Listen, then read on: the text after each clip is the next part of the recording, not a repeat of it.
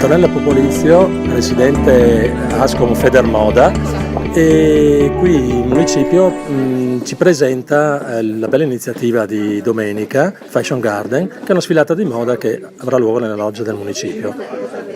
Sì, allora la cosa che mi preme assolutamente spiegarvi è che è una sfilata di moda, però è un nuovo modo di fare le sfilate di moda. La sinergia che si è creata tra gli eventi organizzati dal comune, dalle associazioni e noi come commercianti ci ha portato proprio a questo tipo di incontro, quindi avremo un corso Vittorio Emanuele completamente in fiore, quindi una scenografia completamente diversa, e poi avremo questa bellissima passerella dove 18 delle nostre attività pordenonesi presenteranno le loro collezioni, e quindi l'evento è un evento molto particolare perché sarà molto veloce, quindi la sfilata prenderà quelli che sono i canoni moderni delle sfilate, ok? Ma allo stesso tempo presenterà quello che è quelli che sono le attività all'interno del nostro centro commerciale naturale, che è il centro storico di Pordenone, e anche alcune attività importanti sempre di Pordenone.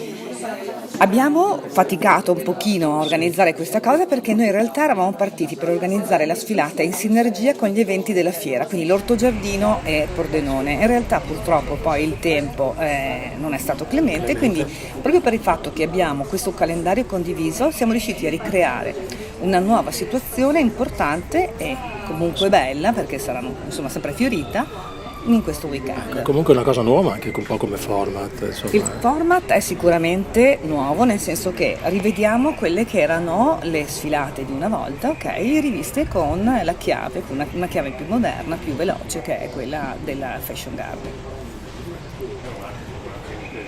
Ecco Presidente, oltre a lei, chi l'ha aiutata, così ha collaborato a questa riuscita dell'iniziativa? Allora, dal punto di vista proprio tecnico parliamo, c'è sicuramente il grandissimo aiuto di Ada Gamba, che da anni organizza per Ascom, quindi per la nostra categoria, le sfilate e le sfilate di Incontriamoci a Pordenone. Altro attore importante in questa cosa è sicuramente Renzo Profili. Infatti per selezionare i bambini che poi sfileranno all'interno di questo show, ok, abbiamo organizzato su Facebook una specie di casting, quindi sono stati scelti dei bambini, le mamme li hanno portati, li abbiamo fotografati, e su Facebook c'è proprio un fermento incredibile, perché poi quando sfilano i bambini le cose sono sempre meravigliose.